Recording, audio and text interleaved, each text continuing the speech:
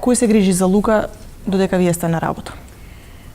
Па, се враќам повторно на она кога се сочивме со диагнозата. И кога беше тешко да се признае, нели, дека не чека многу тежок пат. Прво, може би во овој сегмент да кажам дека најголем проблем е во семејството, да се прифати вакво нешто и да се помири родител дека треба да расне такво дете. Јас, може би, ако се вратам на почеток, кога јас лутав и кога се прашував како ќе се живее, тоа беше најголем проблем. Како ќе се живее?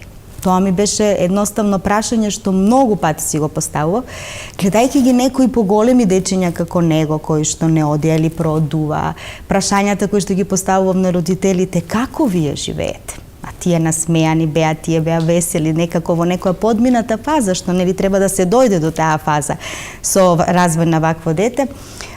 Рекоа, мораш да живееш, да се бориш и да прави се што може, нели, да се направи за него. Се сеќавам на една реченица на една мајка која што го водеше детето и од едната и од другата страна и родител и мајка, и јас ги прашав: добро, вие како живеете и како се помиривте со ова? И реченицата беше: да се помириш нема никогаш, меѓутоа да научиш да живееш ке треба.